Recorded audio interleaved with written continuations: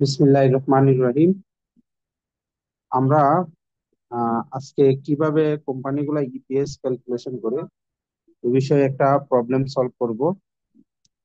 তো এর পূর্বে প্রবলেম সলভ করার পূর্বে আমরা ইপিএস নিয়ে একটু কথা বলতে চাই। তো আর ইপিএস এর পূর্ণ রূপ হচ্ছে আর্নিং পার শেয়ার। আর্নিং পার শেয়ার হচ্ছে এটা খুব কমন একটা রেশিও, যেটা কোম্পানি তার প্রফিট কে মানুষ প্রফিটকে মানুষের কাছে জানানোর জন্য এই রেশিওটা ইউজ করে। এবং এটা খুবই সিম্পল একটা রেশিও, যেটা দিয়ে যে কোনো মানুষ বুঝতে পারে কোম্পানির প্রফিটটা কেমন হচ্ছে। তো এটার মূল রেশিওটার মিনিংটা হচ্ছে যে এটা প্রতি শেয়ারে কোম্পানি কত টাকা আর্ন করলো, এই জিনিসটাকে এই রেশিও দ্বারা প্রকাশ করা হয়। এবং এই রেশিওটা যখন কোম্পানি তার ফাইন্যান্সিয়াল স্টেটমেন্ট প্রকাশ করে, তখন তার ফাইন্যান্সিয়াল স্টেটমেন্টের ভিতরে অনেক ইনফরমেশন থাকে। তার মধ্যে একটা বা দুইটা ইনফরমেশন কোম্পানি নিউজ পেপারে বা নিউজ লেটারে সেটা প্রকাশ করে। তার মধ্যে একটা ইনফরমেশন হচ্ছে ইপিএস। তো আমরা মোটা দাগে এই ইপিএস কে দেখেই কিন্তু একটা কোম্পানির পারফরমেন্সটা অনেকটা বলে দিতে পারি, যদিও ডিটেলস পারফরমেন্স বলা যায় না। তবে গত বছরের তুলনায় এবছর আর্নিং ভালো হয়েছে নাকি কম হয়েছে এবং আর্নিংটা কেমন, এই যে কমন বিষয়গুলো আছে সেই বিষয়গুলো আর্নিং পার শেয়ার এই রেশিওটা দেখেই বলা যায়। তো এই রেশিওটা ক্যালকুলেশন করাটা খুবই সহজ, আবার খুবই জটিল। অর্থাৎ কোম্পানি যদি খুব বড় হয় এবং এটা যদি শেয়ার মার্কেটে লিস্টেড হয়, তাহলে তার ক্যালকুলেশনটা একটু জটিল হয়। আবার যেগুলো খুব ছোট কোম্পানি তাদের বেলায় এটা খুবই সহজ। কারণ আর্নিং পার শেয়ার মূল ব্যাপারটাই হচ্ছে আমার যে কোম্পানিতে যে আর্নিং আছে সেটাকে আমরা নাম্বার অফ শেয়ার দিয়ে ভাগ করি, তাহলে আমাদের আর্নিং পার শেয়ার বের হয়ে যায়। কিন্তু যখন এটা পাবলিক লিমিটেড কোম্পানি হয় অথবা আমরা লিস্টেড কোম্পানি হয়, তখন তাকে আমাদের ইন্টারন্যাশনাল অ্যাকাউন্টিং স্ট্যান্ডার্ড যে IAS 33 আপনারা এখানে দেখছেন, সেই স্ট্যান্ডার্ড ফলো করে ইপিএস টা ক্যালকুলেশন করতে হয়। তো এখানে এই IAS 33 তে আমাদেরকে দুইটা ইপিএস ক্যালকুলেশন করতে হয়। একটাকে আমরা বলি বেসিক ইপিএস, আর একটাকে আমরা বলি ডাইলুটেড ইপিএস। ডাইলুটেড ইপিএস সবসময় ক্যালকুলেশন করতে হয় না, কিছু কিছু বিষয় যদি কোম্পানিতে থাকে তাহলে আমাদের ডাইলুটেড ইপিএস ক্যালকুলেশন করতে হয়। আদারওয়াইজ আমাদের বেসিক ইপিএস ক্যালকুলেশন করলেই হয়ে যায়। তাহলে কোন কোন ক্ষেত্রে ডাইলুটেড ইপিএস ক্যালকুলেশন করতে হয়? আমাদের যদি কোম্পানির ক্যাপিটাল স্ট্রাকচারে মনে করেন কনভার্টেবল বন্ড বা কনভার্টেবল শেয়ার, শেয়ার অপশন, এই টাইপের যদি কিছু ফাইন্যান্সিয়াল ইনস্ট্রুমেন্ট থাকে, সেক্ষেত্রে আমাদের ডাইলুটেড ইপিএস ক্যালকুলেশন করতে হয়। অর্থাৎ ডাইলুটেড ইপিএস ক্যালকুলেশন করতে হয় কতগুলো পটেনশিয়াল অর্ডিনারি শেয়ার যদি থাকে।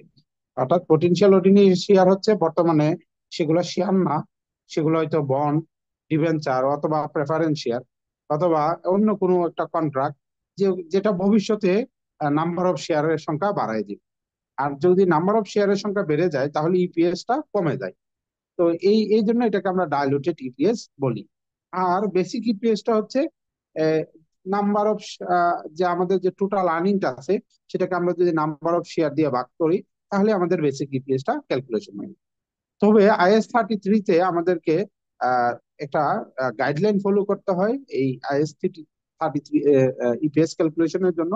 তো আমরা এখানে অনেকগুলো অঙ্ক দিচ্ছি। আমি আজকে এখন একটা অঙ্ক করব যেখানে আমরা এই IAS 33 গাইডলাইন ফলো করে আমরা ইপিএস টা ক্যালকুলেশন করার চেষ্টা করব। তাহলে আমরা সরাসরি চলে যাচ্ছে আমাদের প্রবলেম 5-এ। এখানে আপনারা যদি দেখেন, আহ, একটা কোম্পানি তার আর্নিং পার শেয়ার কিন্তু বলা আছে 1.75 ইন 2023 অলরেডি, সেটা তারা ডিসক্লোজ করছে 1 টাকা 75 পয়সা। আর কোম্পানি আহ, এই বছর অর্থাৎ 2024 সালে 5 লক্ষ টাকা আর্নিং রিপোর্ট করছে। এবং কোম্পানির যে শেয়ার সংক্রান্ত যে ডাটা সেটা হচ্ছে 2024 সালের একদম শুরুতে 2 লক্ষ শেয়ার ছিল।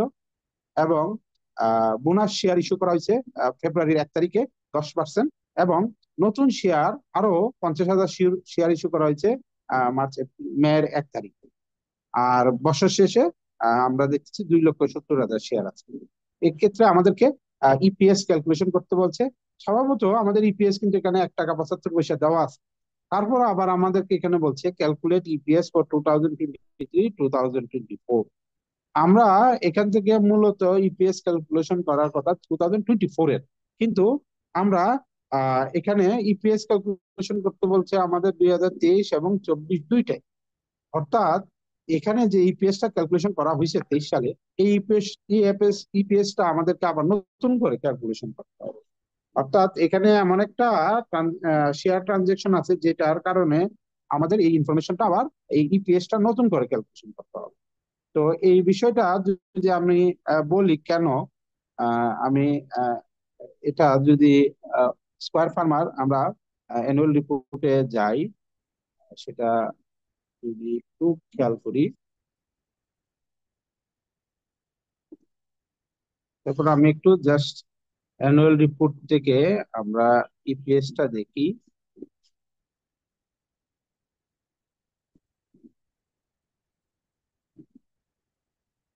এখানে আমরা দেখতেছি স্কয়ার ফার্মাসিউটিক্যালস এর ইপিএস, সেটা তেইশ 23 সালের জুন পর্যন্ত হলে 21 টাকা 41 পয়সা, এবং এটা জুলাই টু জুন হচ্ছে আহ অর্থাৎ 24 সালে হচ্ছে সেটা হচ্ছে 23 টাকা 61 পয়সা।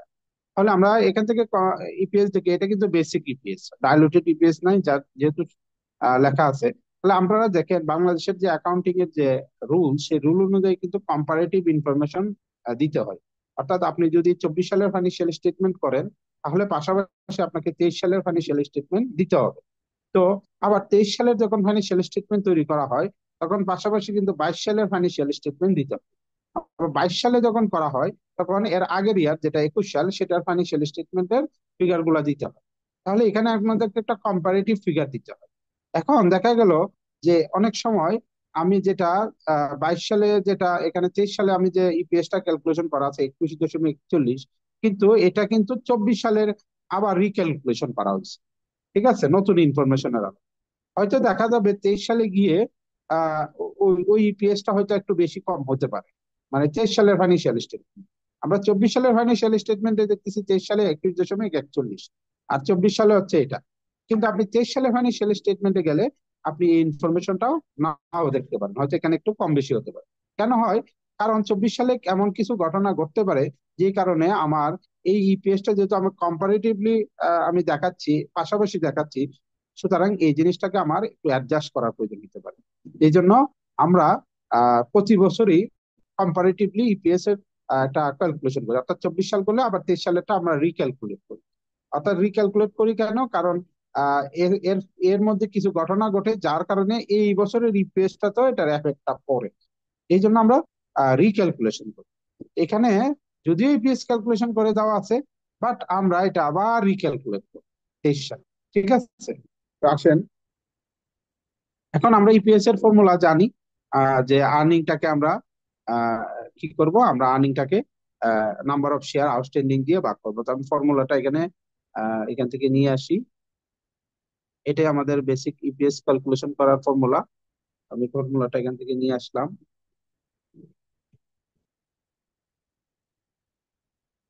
নিয়ে আসলাম। তো এখন আমি যদি প্রথমে 2024 সালের ইপিএসটা ক্যালকুলেশন করি, তো 24 সালে আমার আর্নিং, দেখেন আর্নিং দেওয়া আছে আমাদের কত, 24 সালে 5 লক্ষ টাকা।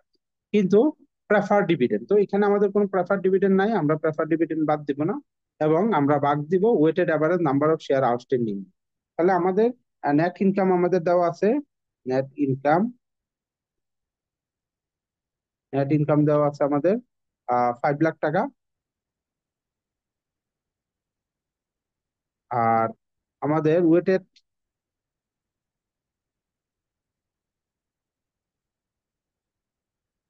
নাম্বার অফ শেয়ার এটা দেওয়া নাই, আমাদের নাম্বার অফ শেয়ার দেওয়া আছে, এটা আমরা বের করব। তাহলে আমাদের এই যে শেয়ার, এখানে দুইটা ঘটনা ঘটছে। বিগিনিং এ ছিল 2 লক্ষ শেয়ার, এরপর আমাদের দেখা যাচ্ছে 10% বোনাস শেয়ার দেওয়া হয়েছে, তারপর 50,000 শেয়ার ইস্যু করা হয়েছে, এবং বছর শেষে কিন্তু আমাদের 2 লক্ষ শেয়ার, 70,000 শেয়ার আছে। তাহলে আমরা যদি প্রথমত আমরা হিসাব করব এই জানুয়ারি থেকে তাহলে বোনাস শেয়ার আমার কতগুলো? বোনাস শেয়ার হচ্ছে, আমরা যদি বলি বোনাস শেয়ার হচ্ছে 2 লক্ষ শেয়ারের উপরে ইনটু হবে 10%, তাহলে আমাদের হয় 20,000 শেয়ার। তো এই প্রবলেমটা হচ্ছে যে এই যে বোনাস শেয়ার আমরা ইস্যু করলাম, এই ইস্যুর কারণে আমাদের শেয়ারের সংখ্যা কিন্তু বেড়ে গেছে। ঠিক আছে? তো এই ইপিএস ক্যালকুলেশনের সময় এই যে শেয়ার ইস্যু করা হলো কিন্তু এর বিনিময়ে কোম্পানি কিছু পেল না, এই ধরনের শেয়ারকে, এই ধরনের শেয়ার যদি হয় তাহলে ধরে নেওয়া হয় এটা একদম কোম্পানি শুরু থেকেই ছিল। অর্থাৎ আমরা এটা ধরে নিব এই যে জানুয়ারি আছে সেই জানুয়ারি থেকেই শেয়ারটা ছিল, এটাই অ্যাকাউন্টিং এর নিয়ম। যে আমরা এটাকে ধরে নিব যে ফেব্রুয়ারিতে দিচ্ছে, ব্যাপারটা এমন নয়। আমরা ধরে নিব এটা জানুয়ারিতে ছিল, জানুয়ারি 1, 2024 ছিল, 23-এ ছিল, 22-এ ছিল, এরকম করে আমাদের ধরে নিতে হবে। অর্থাৎ এই ইনফরমেশনটা, এই বোনাস শেয়ার, এটা ইস্যু করে কোম্পানি বিনিময়ে কিছু পেলো না, বাট নাম্বার অফ শেয়ার বেড়ে গেল। যদি কোনো কোম্পানি, যদি কোম্পানি শেয়ার ইস্যু করলো কিন্তু নাম্বার অফ, কোনো কোম্পানির সম্পদের কোনো বৃদ্ধি ঘটলো না বা কোম্পানি কোনো কিছু পেলো না, এই ধরনের ব্যাপার যদি ঘটে তাহলে আমাদের ধরে নিতে হবে শেয়ারটা আমাদের কোম্পানির একদম ইস্টাবলিশ টাইম থেকেই ছিল। এরকম একটা অ্যাজাম্পশন ধরে আমাদেরকে এনে করতে হবে। তাহলে আমরা এখন ওয়েটেড অ্যাভারেজ শেয়ার যদি আমরা ক্যালকুলেশন করি, তাহলে weighted average number of share,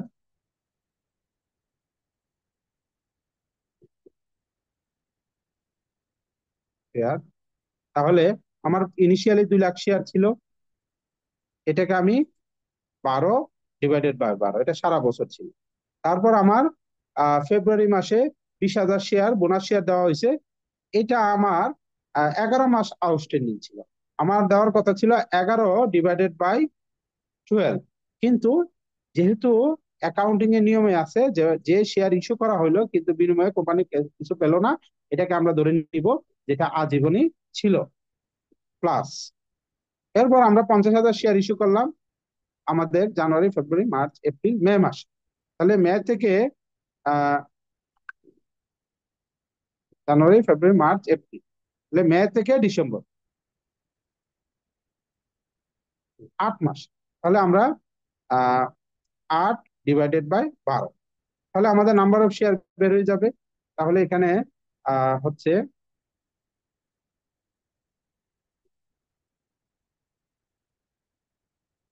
2 lakh, এটা 2 লাখই হবে, প্লাস হবে 20,000, প্লাস হবে এই 50,000-এরটা হবে আমাদের একটু ক্যালকুলেশন করতে হবে। তাহলে এটা কত হয়? 50,000 ÷ 12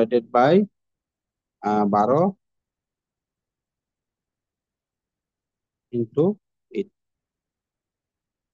তাহলে আমাদের হয় 33,333। তাহলে আমরা যদি যোগ করি তাহলে আমাদের হচ্ছে 2,20,000, তাহলে 2,53,333টা শেয়ার, এই পরিমাণ শেয়ার আমাদের আছে। ঠিক আছে? তাহলে এখন আমাদের ইপিএস হবে কত? এই যে বেসিক ইপিএস ফর 2024 ইকুয়াল, আমাদের আর্নিং হচ্ছে টাকা 5 লাখ,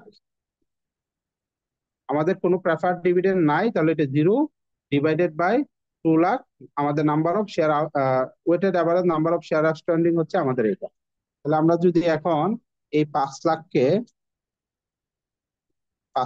আমরা 2,53,333 দিয়ে ভাগ দিই, তাহলে আমাদের ইপিএস হচ্ছে টাকা 1.97 পার শেয়ার। তাহলে আমাদের এই কোম্পানির ইপিএস হচ্ছে টাকা 1.97 পার শেয়ার। এটা হচ্ছে আমাদের ইপিএস কোম্পানির 24 সালে। এখন আমাকে শুধু 24 সাল ক্যালকুলেশন করতে বলে না, আমাকে বলছে আবার 23 সালের ইপিএস ক্যালকুলেশন করতে। আমি অলরেডি বলছি 23 সালের ইপিএস ক্যালকুলেশন করাই আছে, তাহলে আমি আবার কেন ইপিএস ক্যালকুলেশন করবো? হ্যাঁ, 23 সালের ইপিএসটা ক্যালকুলেশন করা হয়েছে এই 2 লক্ষ শেয়ার দ্বারা, অর্থাৎ 2 লক্ষ শেয়ারের বেসিসে। তাহলে আমরা ইপিএস ফর 2023, ইপিএস ফর 2023, এটা আমরা রিস্টেটেড বলি আমরা, অর্থাৎ নতুন করে আমরা এটা আবার করছি। তাহলে আমাদের আর্নিং ছিল 25 শেয়ারে, আমাদের আর্নিং ছিল 1 টাকা 7 5 পয়সা, 1 টাকা 7 5 পয়সা ইন্টু আমাদের শেয়ার ছিল বিগিনিং এ যেহেতু 2 লাখ, আমরা ধরে নিচ্ছি ওই বছর পুরোটাই 2 লাখ শেয়ার ছিল। তাহলে আমাদের আর্নিং হলো 1.75 ইন্টু 2 লাখ, তাহলে আমাদের হচ্ছে 3,50,000 টাকা। ঠিক আছে, এটা আমাদের আর্নিং ছিল। সেই আর্নিংটা আমরা যখন 2 লাখ দিয়ে ভাগ দিছি, তখন আমাদের যে ইপিএসটা ছিল তখন ওই বছরে 1 টাকা 75 পয়সা। এখন আমি এই ইপিএসটাকে আবার নতুন করে ক্যালকুলেশন করব। তাহলে ইপিএস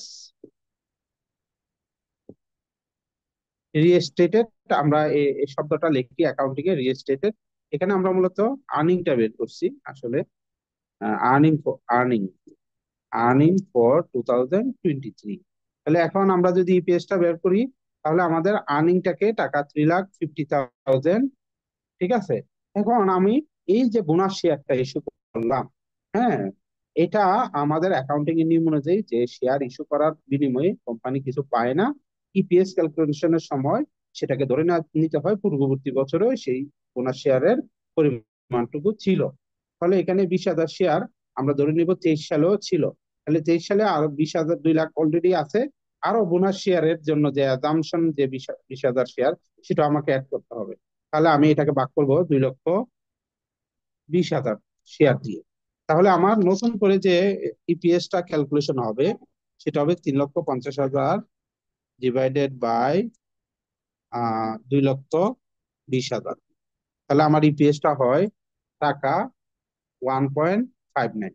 তাহলে রিএস্টেট করার কারণে আমার ইপিএসটা কিন্তু কমে আসছে। ঠিক আছে, 1 টাকা 95, 59 পয়সা।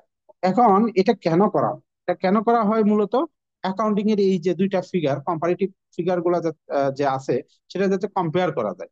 এখন আমি কম্পেয়ার গুলো এরকম যে আমার 23 সালে ইপিএস ছিল 59 পয়সা, 1 টাকা 59 পয়সা, এবং 24 সালে ইপিএস হয়েছে 1 টাকা 97 পয়সা। ঠিক আছে, তো এই এই এই বেসিসে আমি মূলত আহ, মানে কম্পেয়ারটা করব। এখন যদি আমি এটা দিয়ে কম্পেয়ার করতাম, তাহলে কিন্তু আমার কম্পেয়ারটা কিন্তু কারেক্ট হইতো না। অর্থাৎ এখানে ইপিএসটা বেশি দেখানো হচ্ছে। তাহলে আমরা এরকম সিচুয়েশন যখন পরিবর্তন হবে, অর্থাৎ আমরা যখন বোনাস শেয়ার ইস্যু করব, অথবা আমরা এমন শেয়ার ইস্যু করলাম যেখান থেকে আমরা যে পরিমাণ টাকা নেওয়ার কথা তার চেয়ে কম নিলাম, সেক্ষেত্রে আমাকে এই বোনাসের অংশটুকু ক্যালকুলেশন করে সেটাকে আমার ধরে নিতে হবে এটা আগে থেকেই ছিল। তো এরকম করে আমাদের মূলত অ্যাকাউন্টিং এর এই ইপিএসটাকে শো করা হয়। আপনারা যদি দেখেন, প্রত্যেকটা কোম্পানির ইপিএসটা একদম ইনকাম স্টেটমেন্টের নিচে দেখানো হয়, এবং এটা কম্পারেটিভলি 2 ইয়ার্স এর জন্য দেখানো হয়। এবং এটা ক্যালকুলেশনের নিয়মটা হচ্ছে এই যে আর্নিংটা আছে কোম্পানির প্রফিট, এটা না, এখানে অনেকগুলো আর্নিং আছে, আমরা এই প্রফিট ফর দ্য ইয়ার, এই আর্নিং থেকে আমাদের যে যদি প্রেফার ডিভিডেন্ড ওই কোম্পানির থাকে, আমরা প্রেফার ডিভিডেন্ডটা বাদ দিব। বাদ দেওয়ার পর নাম্বার অফ শেয়ার আউটস্ট্যান্ডিং যেটা আছে সেটা আমরা বের করব, বা weighted average number of share বের করে এটা আমি দেখবো। এখানে আপনারা দেখতে পারেন যে এরা এই ক্যালকুলেশনটা একই রকম ভাবে করছে, এবং এটা কিন্তু ওরা 34 নম্বর নোটে সেই ক্যালকুলেশনটা দেখাইছে যে তারা কিভাবে ইপিএসটা ক্যালকুলেশন করা হয়েছে। এই ইপিএসটা অ্যাকাউন্টেন্টকে ক্যালকুলেশন করে এটা আবার নোটে দেখাইতে হয় যে কি পরিমাণ আর্নিং ছিল, কি পরিমাণ তারা এই যে weighted average number of share তারা ইউজ করছে ক্যালকুলেট দিস ইপিএস। হ্যাঁ, এবং এই ইপিএসটা কিন্তু গুরুত্বপূর্ণ ইনফরমেশন, এটা দিয়ে আমরা কিন্তু একটা কোম্পানির পারফরমেন্সটা মেজার করে ফেলতে পারি। যেমন এটা পার শেয়ারে 23 টাকা, এখানে পার শেয়ারে 21 টাকা, এবং কোম্পানির পারফরমেন্সটা একটু বেটার হয়েছে।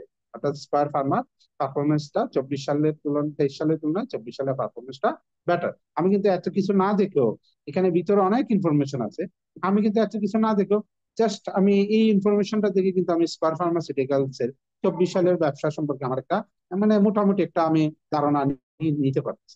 এর বাইরেও কিন্তু আমরা এখানে অনেকগুলো ইনফরমেশন দেখতে পারি। যেমন আমি যদি নেট রেভিনিউ দেখি, তাহলে এখানে সেলস গ্রোথটা দেখবো।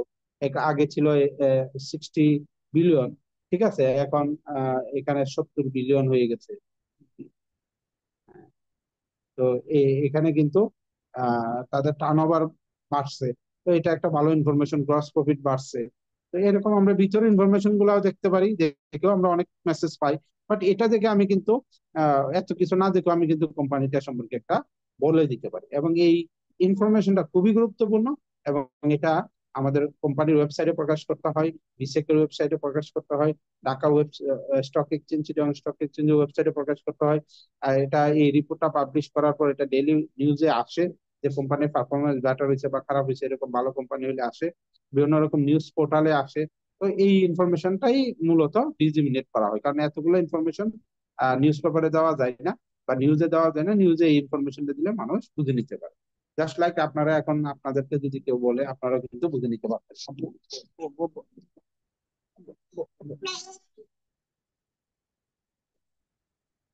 আজকে এখানেই থাক, আমরা একদিন একটা অঙ্ক নিয়ে আমরা কথা বলবো।